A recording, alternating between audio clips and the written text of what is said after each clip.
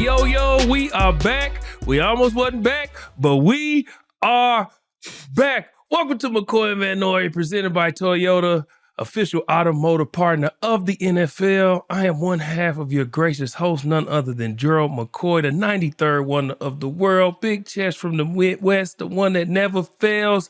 I only thrive. You know why? Because I'm from the south side of the 405. And my gracious co-host is Kyle Van Noy. I don't have a long intro like G does, but it's short and sweet. Two-time Super Bowl champ, currently playing for the Ravens. G, it's been a while, right? I feel like a week is kind of a while, you know? Yeah, but how are you doing? A lot can happen in a week, man. Yeah. A lot can happen in a week. You know, I always do this crazy intro, say I never fail, I always thrive. Yeah, man, I almost failed. So, you did? Yeah, I did. So I don't know if anybody watches NFL Game Day morning every Sunday on NFL Network. 6 Pacific, 8 Central, 9 Eastern. So this weekend, quick backstory, the UFC hit Madison Square Garden. Jon Jones, the greatest UFC fighter of all time, announced that this could possibly be his last fight ever. Months before, I said, you know what?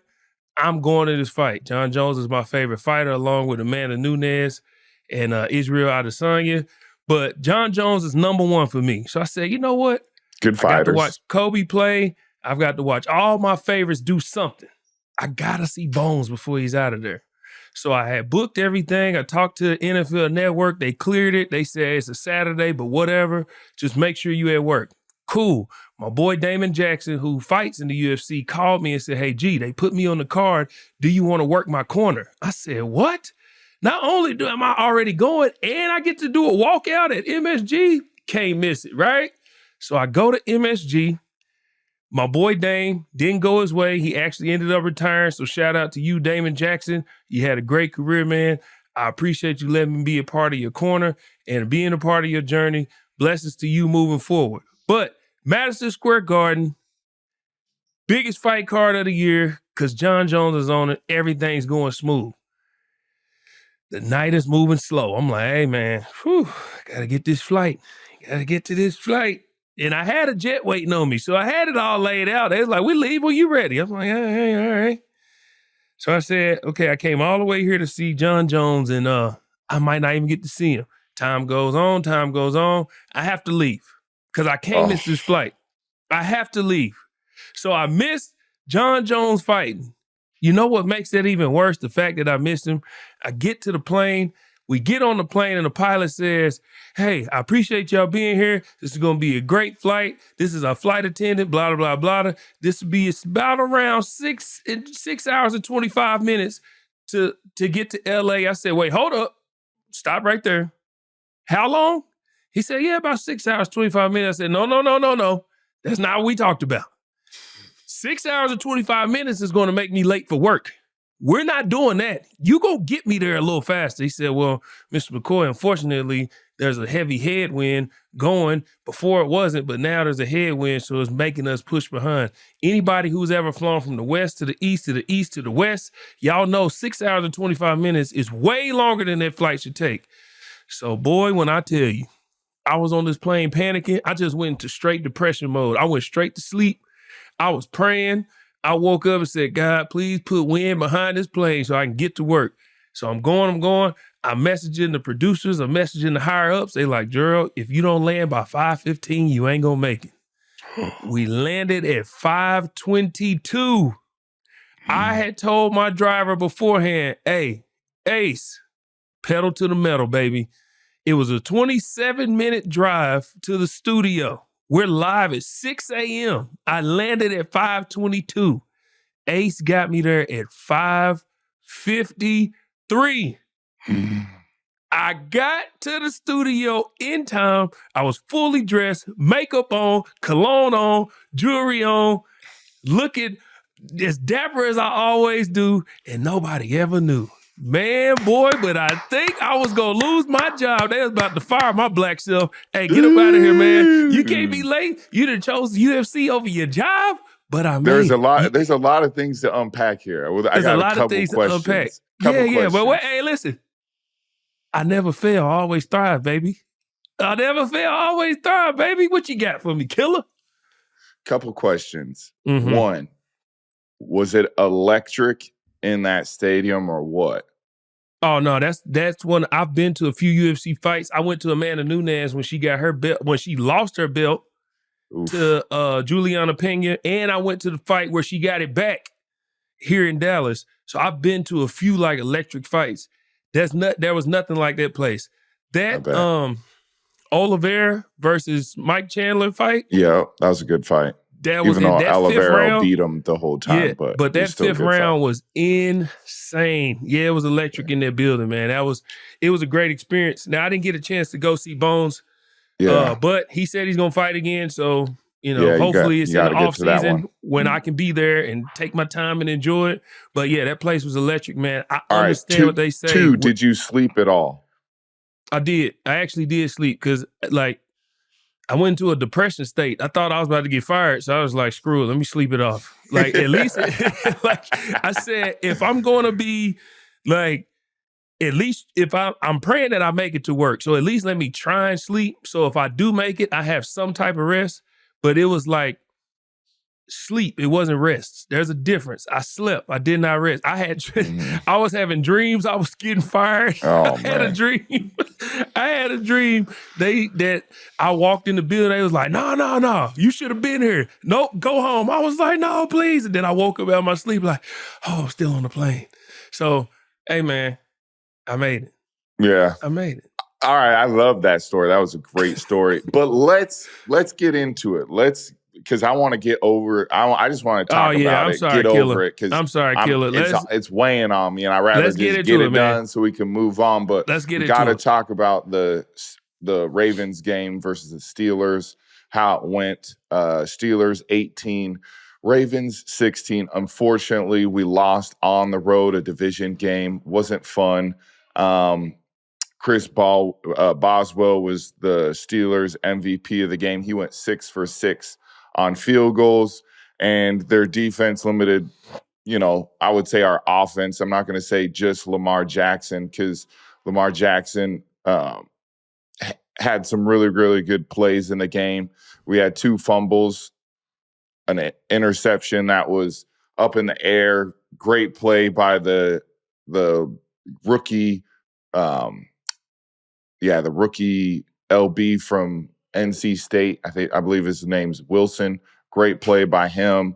And then penalties. I think we had 12 in the game. Just wasn't, our best outing offensively, and then defensively, it was one of our better outings. But we didn't finish in some areas, and we'll look at that and get better. I think the Steelers, what jumped when I was on the sideline is how their rush defended Lamar. They just try to keep him in front of him. There wasn't a lot of flybys, but then when there was, he was able to create. He was able to have a long scramble, make a couple plays. And then lastly, I just think, what's frustrating about playing in rivalry and division games is, they're going to be close. The way that they prepare, the way that we prepare was very physical. A lot of pushing, shoving, talking trash in the game, which is awesome. They've been on the winning side of it recently, and it's disappointing for us. But, the fight that our group had, I appreciate it. It wasn't like we backed down. It wasn't like we didn't, lay it down. It's not like they physically dominated us. It was just a very competitive game, back and forth, and these just games some always miscues and just a couple miscues. So we're right there. The Steelers did pull one game in the division for the lead after a very gritty win by them. But we're right there, and we just got to get back to the drawing board and then move on to the Chargers and go to LA on Monday night and do whatever we can to get a win.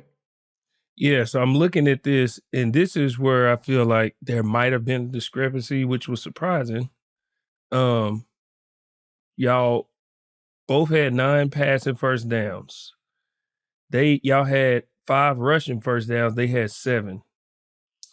The total plays were 54 y'all, 74 them. One thing I did notice, and you can speak to this, how you may have felt.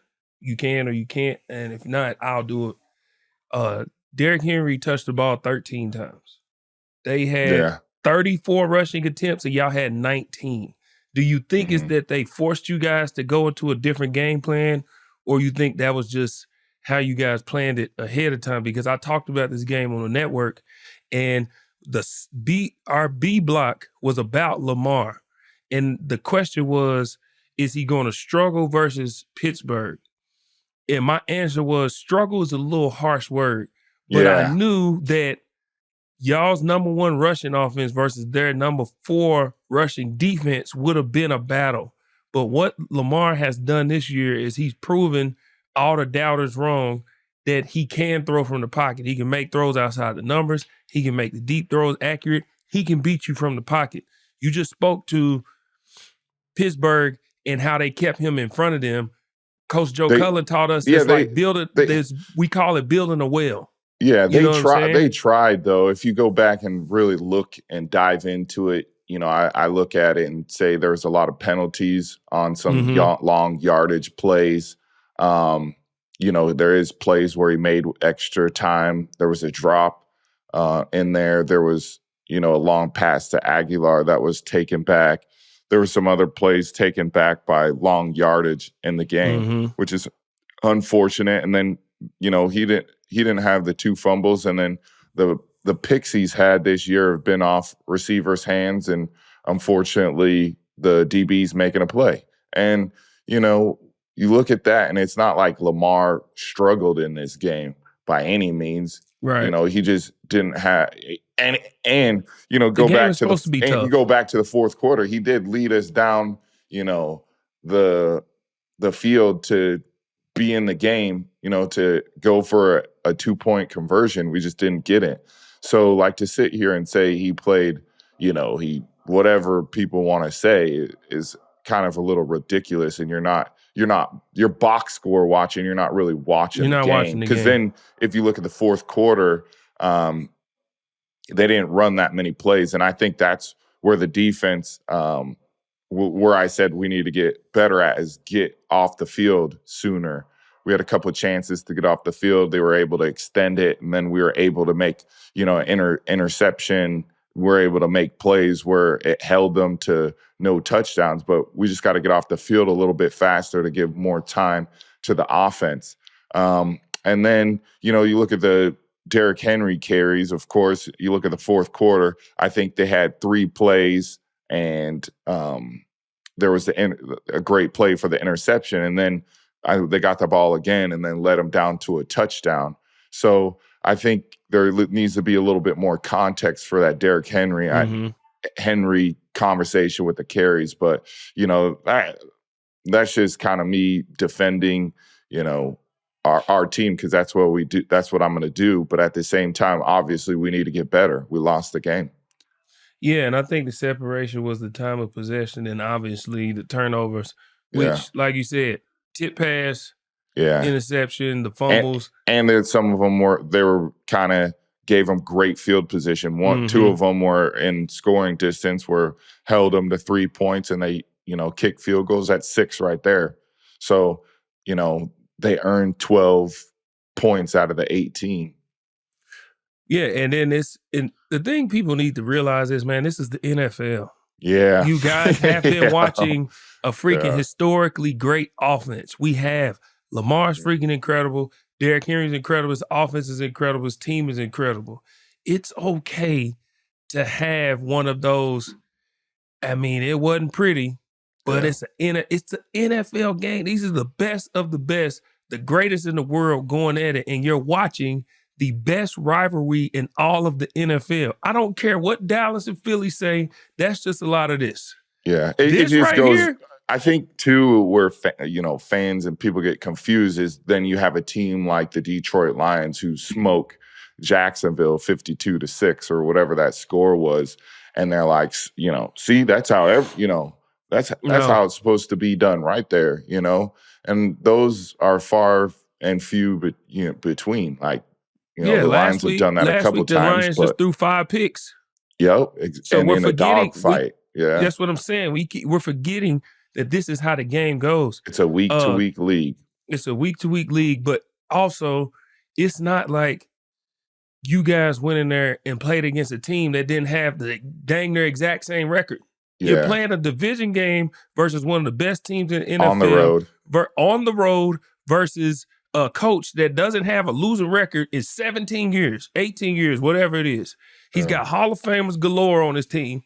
Like, y'all have Hall of Famers. This is a true battle of the best in the world. Yeah. So people have to, like, relax with looking at numbers, man. Watch the game. It was a hard-fought game. 18-16. 18-6. That is a hard-fought game, man. Like, and people who've never played the game and been in games like this, I played for the Bucks, and we didn't win that much, but I've been in a lot of close games where at the end of the game, your body just hurts, and you look at the score, and it's like, God dang, it's 15, 18, that's it? Because you're just going back and forth. You just waiting for something to break through. But I'll say this, everybody in the league needs to be on notice for both teams because both teams are a threat in the AFC, for sure.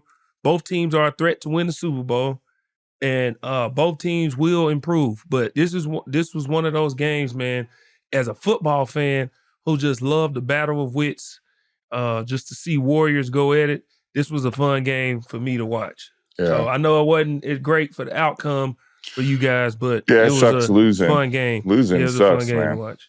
Yeah, it definitely does. I just did the Bucks are doing a 50-year documentary about the franchise and the history of the Buccaneers, and I just did my interview for it yesterday. And one of the questions I had to do was, how was losing? What does losing feel like? And I'm like, I would have been so pissed at that question. Girl, y'all have no idea, man. Like, losing, it sends a dark cloud over everything, not just the coaches, the players, the training staff, all that in the building. When you go home, the city, everything. Losing is not, like, it's just that's not a great feeling. But, and some people take it more than others, but like I'm still kind of old school, so I take it on the chin. Some people don't, but it's not fun. And it's not fun. It weighs on you for 24 hours. 24-hour rule, man. Maybe you gotta live. You have to live by the 24-hour rule. 48. I'll give you 48. But. Yeah, whether you're a good team, great team, bad team, the 24, 48-hour rule is a must. You have to live by it, man. Because if you don't, it'll carry over and it'll show in the next week. But it was a great game. We're going to talk about another great AFC battle in a second. We're going to take a quick break to hear from my sponsors that keep our chains moving. We'll be right back. All right, back from break. Hope you had a good break, but we're back. NFL news. Let's talk about the game that was after the 1 o'clock slot, the 4:25 slot. The Buffalo Bills versus the Kansas City Chiefs. 30 Bills, 21 Kansas City. A lot of good plays in this, a lot of back and forth. Kansas City was up in this game. Buffalo was up in this game. Josh Allen had a day. Patrick Mahomes tried to have a day. What did you think about this game? This was a hard, tough fought game. Buffalo was ready. Buffalo plays them very, very well in the regular season. Play them very tough. Play them good in Arrowhead or Orchard Park. They have their number in the regular season. What'd you think about this one? Yeah, they do. I think what Kansas City has been really good at is extending drives. They're number one in time of possession, number one on third down, they're number one on plays per drive, per score. And if we look at time of possession, they lost the time of possession 34-03 to 25-57. And I said before the game, if Buffalo wants to win this, they have to win the time of possession. And we look at third downs. Let me look at the third downs. Buffalo, 9 of 15. Kansas City, 5 of 10. So They had more opportunities. You know what helped on that time of possession and everything is the fact that the Buffalo Bills were able to run the ball really well. Yep. And then on the flip side, the Chiefs didn't run the ball that well. Limited what is Kareem his Hunt? name? Yeah, hot damn. Sorry. Limited Kareem Hunt Hey, to y'all, like hey, fans, I'm telling you, if you ain't ever lost, losing sucks. Losing, hey, listen, my boy ain't got CTE, I promise. He's still trying to deal with this L, man. It's on his brain. All he thinking about, he's sitting here, he can't think of the running back. He talking, who's this Najee here? Not him. God dang it. It's the other one. Hey, listen. Yeah. And they ran the ball. They had a good average in the game. They still had 4.6. They just have to run the ball, a little bit more in the game. So, a couple turnovers hurt them. That wasn't good. Obviously, one was at the end. But, Patrick Mahomes does what Patrick Mahomes does. He keeps them in the ball game. But Josh Allen put his Superman cape on at the end on that 4th and 2. That was a fire run by him for the game winner to put him up 30-21. And then you had the pick at the end by Terrell Bernard. So it was good for the Buffalo defense. They've been playing better and better. They've been getting better. A lot of underrated players on that defense that don't get a lot of love, but they're playing pretty good here. Yeah, here's what I love about Buffalo. They was missing a lot of guys. And found a way. And found a way to win versus a team who was undefeated, who has been pretty much edging everybody, man, and finding ways to win. But again, going back to you, being a 2-time Super Bowl champ, you said great teams just find a way to win. My question is, how do you feel, what do you feel this does for Buffalo and Kansas City being, battle tested, obviously, with 3 Super Bowls under this regime?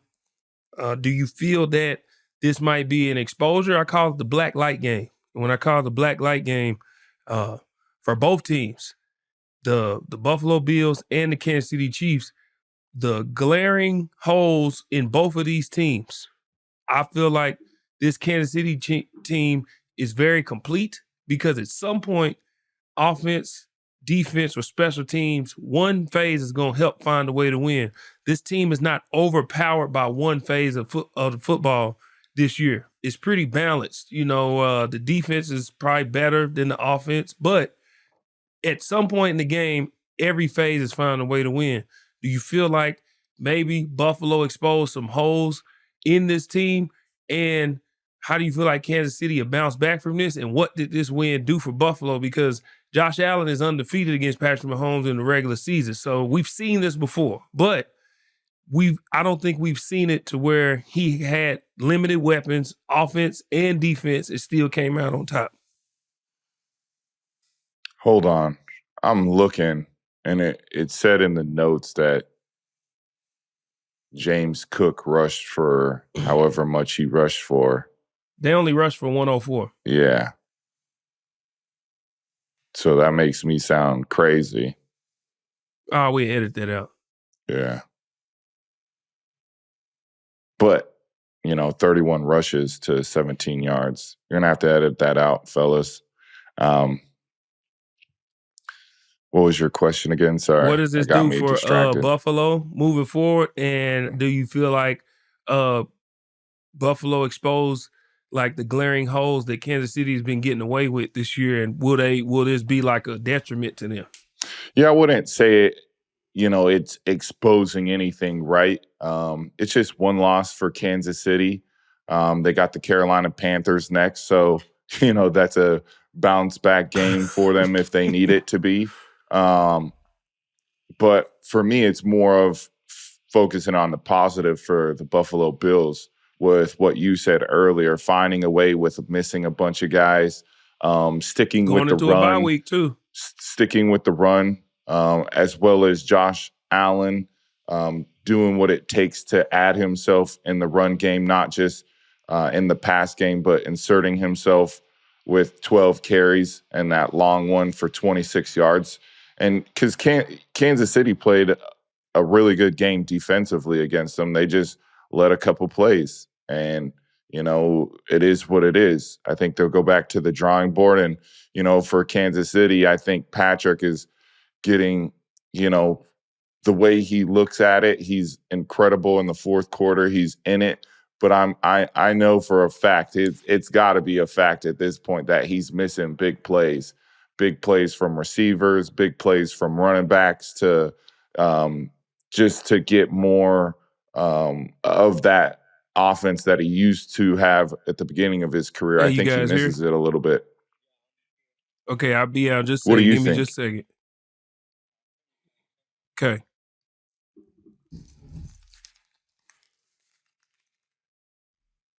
Sorry, y'all. I had to take that call. All right, we'll edit this part in. Yeah. And to your point, Killer, Buffalo will get healthier. They're going into a bye week. And this is how you want to go into a bye week with a win, man. Going into a bye week with an L, I mean, you got to sit with that one. That's why that football is so great, because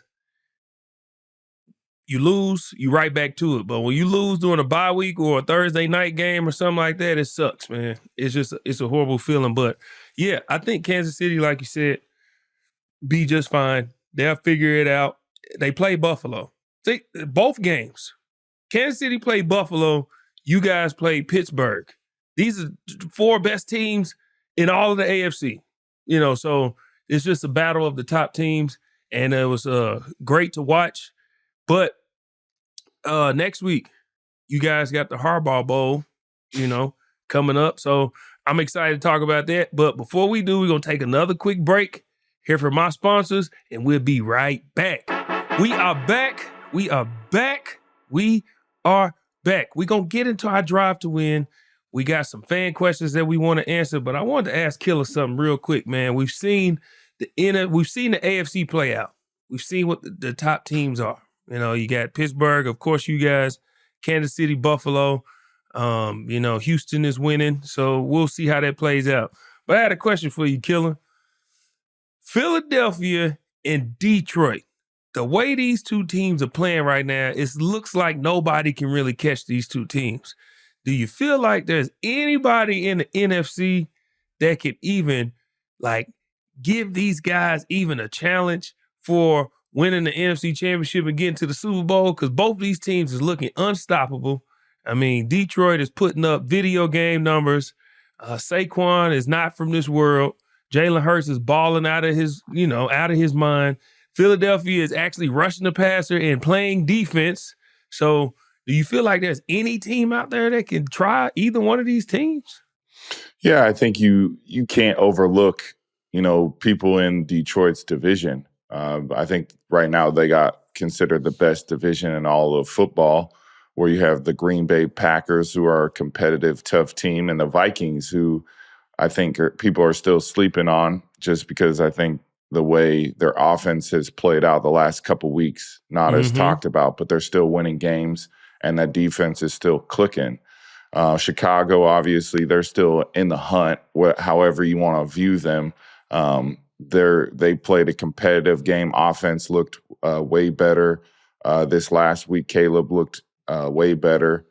Didn't get the win, but were very close. A field goal, away from winning. So that division's just competitive. I think any of those teams can beat the Lions because it's the division.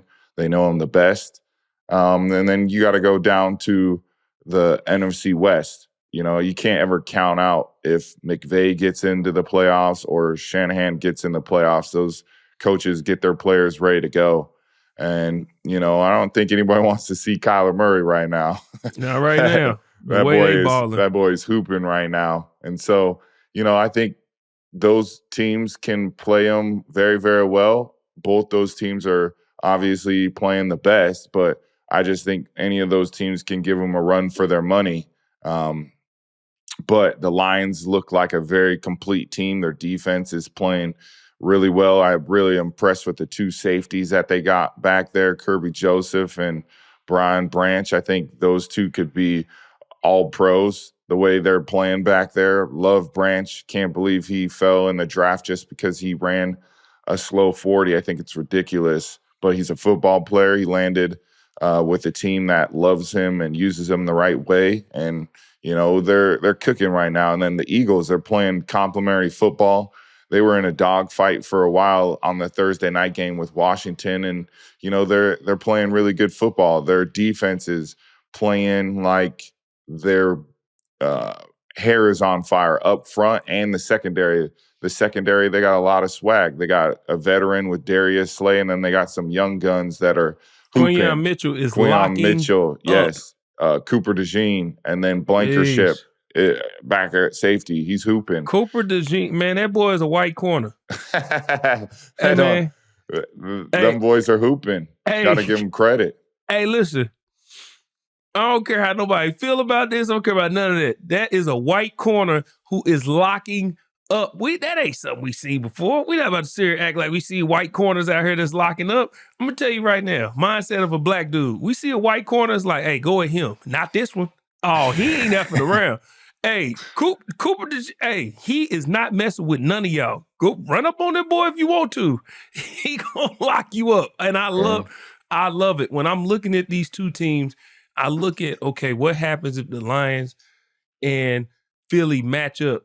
And I feel like currently the Lions are playing at a more explosive level. But when you match these two teams up, I feel like the Philadelphia Eagles are more complete top to bottom with everything they're able to do defensively, rushing the passer, covering in the back end.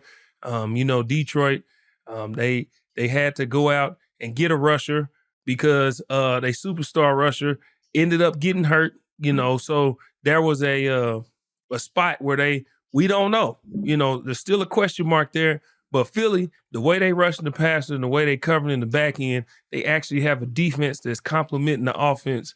And the way the offense is clicking on all cylinders, man, Saquon is playing out of his mind.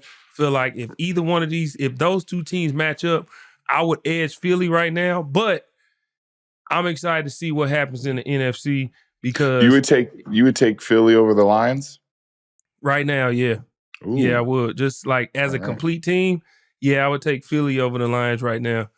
I just feel like top to bottom, they're just more complete. I know like Detroit is destroying everybody, just putting up insane numbers. But yeah, when you play the top teams, all them putting up all them big numbers it's tough. So yeah, I got a fun question. So over the weekend, we seen Jake Paul and Mike Tyson fight. Well, people seen it. I did not watch it. I was not excited for it. I could care less about it. I mean, that's not Mike Tyson. And Jake Paul is Jake Paul. So whatever. But something funny happened. Another money grab. Yeah, another money grab. Hey, you can't knock a man for getting his money. But something else happened. Shaq and Rob Gronkowski agreed to a fight, boxing match, whatever. I don't think it's real. I don't think it's going to happen. But it sparked my interest. If an NFL player, me namely, or an NBA player had to match up in a boxing match, who would it be? So when I think about myself, I said, okay, what would be a really good matchup to watch? And a matchup for me, I wouldn't want a super tall guy because I body shot them and they going down. All right, I know they got the arm length and the reach, but nah. Mike Tyson my way on the inside and we body shotting you. So I said, let me go close to height for height, close to body size for body size. So I would have to go either Zion Williamson, Draymond Green, or prime Charles Barkley. Is there anybody killer that you would say, you know what, I'll match up well with them in a boxing match? For me, it's if it came down to it, it don't matter. That's my mentality. Like, if I got to protect what I got to protect, it is what it is. Well, we're not in the street squad. No, I know. I'm just saying in general, that's just my attitude. Like, if I match up I match up. Like, if I'm going down swinging. That's kind of my attitude. I don't necessarily care to pick anybody, right? Right. But for fun, like, I would want to go MMA just because I think in boxing, that goes into my territory where I can take you down, Yeah. All that stuff. Boxing, I just feel like you could be a terrible boxer and you could just clip me on one shot, and all of a you sudden catch somebody. that's all on TV that a basketball player beat up a football player just because they got a lucky sucker punch. So that's how I feel about that. I'll do the MMA against anybody, right? Because get in the ring, wrestle. I can Goldberg somebody in there, do the ground and pound. You got no shot. But boxing, all it takes is, I'm not the best at it, but I can put the dukes up a little bit, touch gloves, all that good stuff. But I just feel like any chance that a basketball player can get a lucky shot and take out a football player, that benefits them more than it does us, if that makes sense. You know what? You might be right, man. We might need to switch that to MMA. Forget boxing. Get in that octagon, yeah, man. exactly. See if they want to get in there. Yeah, see, y'all gonna try. See, the basketball players gonna try and keep it. Let's just do our reach or whatever. Man, I'm gonna kick you in your shin. Yeah, I'm kicking you right in that calf over and over. Inside I'm gonna knee leg you kick, in your face. Kick you. Yeah, I'm doing all that. You right. Yeah, man, you right. Forget. I want the same people, but I want MMA. No boxing. Let's get in there and do this MMA thing. I like, you know what, Killer? This is why you are the better half of this tandem. This is why right here. That right there. I love that thinking. But now, our favorite segment, our weekly drive to win, presented by Toyota, official automotive partner of the NFL. I always love this segment because we get to give flowers while they can smell them to some of the best performances that we've seen this week. Killer, who do you got this week for your drive to win? I'm going to go with Saquon Barkley on Thursday night. Buddy was all over the place. He went crazy, man. He went ridiculous. What was impressive about him is he got better as the game went on. He had 26 carries for 146 yards, 2 tugs. So shout out to Saquon Barkley. Jonnu Smith, my former teammate, went crazy in the game. He was wide open for one of these touchdowns. He had 6 catches for 101 yards, 2 tugs. He threw the ball up after he scored his first touchdown, G. The ball happened to land by his eldest son in the stands. So score the touchdown, throw the ball over his head, not looking, not paying attention, and it happened to land in his family section where his tickets were. How crazy is that? That's pretty dope. God was with him that day. Yeah. Then lastly, got to shout out Ben Johnson, the OC of the Lions. Anytime you throw a 52 burger, got to give you credit. He's going to make a hell of a coach wherever he goes. And I love the fact that he's picking the right location for him and his family. He's saying, I want all the keys in order to leave this great situation that I got here. Love that. Yeah, that's incredible, man. Those are 3 great picks. So mine, I got to start with a guy who a lot of people wrote off. I don't know if wrote off, but we're down on. Wrote off is like Geno Smith. Some people kind of, I guess some people were down on him, but some people might have wrote him off, but they were definitely down on him. He got benched. Everybody said, man, what happened? All this, and this. My guy, Anthony Richardson, they said that this was used as a wake-up call. Oh, and boy, did he wake up. 20 of 30, 272 on the tub, no picks, 10 carries, 32 yards, and 2 tubs. So 3 total touchdowns on the day, and they went to the Jets' crib, got a big win. Anthony Richardson, you are one of my drive to wins. Way to ball. My other one is Taysom Hill. I picked Cleveland. I picked Cleveland to come in here and win this game because I said, you know what, this is the Jameis revenge game.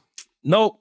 Taysom Hill said, I got something for you. 7 carries, 138 yards, and 3 tubs. Taysom Hill was on one. He was on one. He had 8 receptions for 50 yards. And he threw a pass too. Yeah. Taysom Hill, he was on it. And then shout out Brigham again. Yeah, and then, whatever. All right, and then the rookie who may be working his way into the Rookie of the Year conversation, Bo Nix, 28 of 33, 307, 4 tubs, 38-6 versus Atlanta Falcons. They defended the house. Those are my 3 drive to wins. Bo Nix was balling, Taysom Hill was balling, Anthony Richardson was balling. Those are our weekly Drive to Win, presented by Toyota, official automotive partner of the NFL. We're going to take a quick break, and Killer promised y'all. He promised you, and Killer is a man of his word. We got fan questions, and we going to answer them when we get back. Let's go. Be back in just a second. All right, we're back from break. Before we get to the mailbag, we got to run down the Week 12 games. Here we go. Thursday night football, Steelers versus Browns. I think I can speak for G on this one. Both going for the Steelers. Yes. Sunday's game, Titans versus Texans. Who you got? I'm going to go with the Texans at home, man. I think, even though it was the Cowboys, they definitely beat up at home. They got a big win on the road, and I think it's going to send energy through this team, and they just going to keep the momentum going at home. I'm going Texas. All right. Vikings versus the Bears. Ooh, this is a tough one. I'm going with the upset, G. I'm going to pick the Bears at home, outdoors, have a little momentum on offense, defense still playing good football. And at home, I think their backs are against the wall. I'm going to go with the Bears. Yeah, I honestly feel like I agree, man. I think that, with changing the offensive coordinator, although I think it might be a little dissension in the locker room, I'm going to go with they rally together with a division game. They just lost one. They don't want to lose 2 in a row. I'm going with the Bears as well. Cowboys and Commanders. Can we both agree on this one? All right, keep it moving. Patriots and Dolphins. Dolphins. I'm going to go with Patriots the Dolphins as well. Patriots don't play good in Miami. No, I'm going to go. Chiefs versus Panthers. Chiefs. The Bucks and versus the Giants. I'm going with the Bucks, obviously. Lions versus Colts. This is not a gimme. If Anthony Richardson keep playing like he was playing, this is not a gimme. But going with the Lions are just on fire right now, so I'm going to go with the Lions. Broncos versus Raiders. I'm going Broncos. Yep, me too. Cardinals versus Seahawks. Oof. Good game. This is a really good game. Seattle. Man, I've been big on the Cardinals all year, and I'm going to continue with that. Kyler just on fire right now. I'm going with the Cardinals. Me too. Niners versus Packers. I got the Packers. Yeah, me too, man. LaFleur just, him versus Shanahan is always a good game. Yeah, and I don't like Bosa being out either. Yeah, I'm going to go with the Packers as well. Eagles versus the Rams. You know what? I'm going to go with the upset and say the Rams win this one. Oof. I'll take the Eagles then. Yeah. And then Monday night, Ravens versus Chargers. I'll take my team. Go ahead. You want to take them. Go ahead. They playing so good on defense right now. I'm not a fan of the offense though. I don't feel like they'll be able to score enough points to keep up. So I'm going Baltimore. All right. I love the way the defense is playing, but they won't be able to keep up with y'all offensively. So I'm going with Baltimore. All right. Those are good picks. I like it. Yeah, those are really good picks. You ready to get in the mailbag? Hey, listen, man. Mailbag. You've been promising the fans this for a couple weeks, so I'm gonna let you go ahead and lead this one, and let's answer these questions. All right, mailbag. We got Kenny in Texas. What happens during halftime in a locker room? Or excuse me, what happens during halftime in the locker room? Do you want to go? Yeah. So Kenny, every team's operation is different, but really, what most teams do is you split it up, offense and defense. You split the locker room. You come in. The players usually have their little convos before the coaches go in. The coaches go into the office real quick, get their little adjustments, come out, hey, this is what we're going to do. They might pull up the board. They might not. We make our quick adjustments. Usually they got some food for us, some fruit. Most of the time it's like oranges. We always had Rice Krispie treats. They got water, Gatorade, all that jazz. But really that's all that's going on. Some people might run to the bathroom. Some people might get an IV. Some people might get another injection. Some people have, medicine that they take. Sometimes you take it before and at halftime. So it's a lot of different operations that go. If there's a person who might need to go see the doctor, they see the doctor real quick and they come back out. But really it's just adjustments, man. It's kind of like a recharge real quick and then you right back out there. I mean, you hit it on the head right there. That was really good, G. Yeah, I think the pretty only much thing it. that I'll add in is that usually the defense and offensive sides will have whiteboards. So they'll write down plays that were successful and then go over the adjustments and then talk about, what's going to be different in the second half, what we think they're going to do, and the plays that hit us, how they're going to come back to it, and how we need to defend them. But you answered that really, really well. That was awesome. Yeah, that's pretty much how it go. Yep. All right, Mikey in Chicago. Is it weird to walk into a new locker room on a new team, first day of school vibes? I'm gonna let you answer that one. Yeah, I've been. How many organizations have I played for now? Lions, Patriots, Chargers, Ravens, Dolphins. Five. So yes, for me, anytime you walk into a new team is definitely first day of school vibes. That's for sure. But I think it's more of like, it's even bigger than that, right? I think first school vibes is like showing up for the first time in training camp. I think you get that even when you've been on a team for multiple seasons, and G will probably say that. But I think going to a new team is like going to a whole new country. They do things so different at each spot. Nothing's the same. Sometimes the schedule might be the same, but like literally every team does stuff so differently. Like the traveling with the Chargers on road games is brutal. They wait probably 2.5 hours to leave after games. So they do differently in that versus, Baltimore, they use a double-decker plane. It's awesome. The Dolphins, new facility now, but the older one, the equipment guys did a great job. So there's just things about every single organization that's so different. But new school vibes is definitely on the first day of training camp, wherever you're at. Yeah, and for me, mine was a little different because when you thought about Gerald, I was tied to the Buccaneers. It was like seeing him in a different uniform just didn't look right because I was there for so long. I was there for 9 years, and all of my greatest moments of my career happened in that uniform.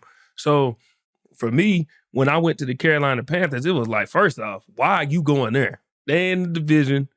It seemed like a bad breakup between me and the Bucs. It wasn't as bad as everybody made it seem. But when you walk into a new locker room, man, I walked in.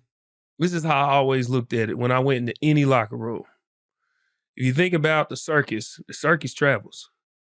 But wherever the circus goes, everybody comes to see the circus. I consider myself a circus. So wherever I go, hey, here I am. So that's how I treated every locker room I walked in.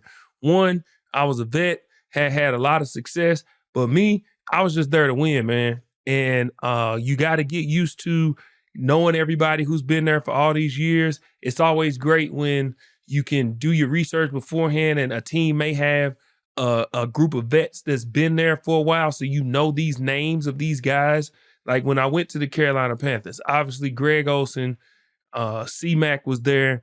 You had Luke Kuechly, and obviously Cam Newton. These are just some of the names of guys that were there. I knew a lot of the defensive linemen, K'Wan Short, Kyle Love, Bruce Irvin, a lot of these guys that were names. So it was easy for me to transition into this locker room. And then when I went to the Cowboys, that's a completely different world. That is a completely different world, man. The Cowboys, I will say this, if they don't do anything else, they take care of the players. Like Killer said, everybody's operations are different. Cowboys have their own Uber account. They literally have their own Uber account where they pay for every player on the team's Ubers. So they don't want you to ever have an excuse for, getting a DUI and all that. So they make sure everybody has an Uber Super account. Smart. Yeah, they have how the setup is when you first walk in. The thing I love the most is about seeing different facilities and how the facilities work. Like the Bucs, We were at One Buck. We had a facility. The Cowboys, they have the Star, which is there's like a little mini city that Jerry has built, but the locker room and stuff is underneath where they have the stadium. They have a little practice stadium, but there's shopping. There's all these other things you can do at the Star, and that's where the locker room is. The Raiders, they had in Henderson, Nevada, they had their own facility, but Carolina, their locker room was the stadium. So you was at the stadium every single day. Yeah, and I believe it was like that at Gillette, right? Yeah, and then the Ravens call their facility the Castle, which is pretty dope. Yeah, so and the Ravens facility is incredible. I went there. I remember when I went on a visit there, I was like, well, are we stopping at the hotel first? Like, it's a goddamn nice resort. Are we stopping there? They said, no, this facility. I said, this place right here? Yeah, it's a nice place. So when you go into the locker room, the best thing you can do is just be yourself and slowly but surely start working your way into the culture. You know, don't go in there being too overbearing or whatever. Just understand they brought you here to win, to be a part of what they are, and that's how you can adjust the most. So, you know, those are great questions from Kenny and Mikey. Appreciate you guys. We appreciate those questions from Texas and Chicago, but we have come to the end of the episode. This has been incredible. You know, we talked about me almost losing my job. Killer almost lost his mind. We didn't talk about a whole bunch, but Killer is a man of his word. I'm a man of my word. I'm a true professional. I got to work and I got there on time. Killer promised y'all that we were going to answer these fan questions, and we did it. This has been another great week of McCoy Van Noy. Killer, you got anything before we go? Yeah, more questions at McCoy and Van Noy at yahoosports.com. Keep sending them. We're going to keep doing it. Subscribe to us, follow us, tell your mom, your brother, your sister, everybody in your family to watch on YouTube, wherever. Let's go. Thanks to Brett, John, and Addie for all you guys do. Appreciate y'all too behind the scenes. And G, appreciate you. Appreciate you bringing that energy each and every week.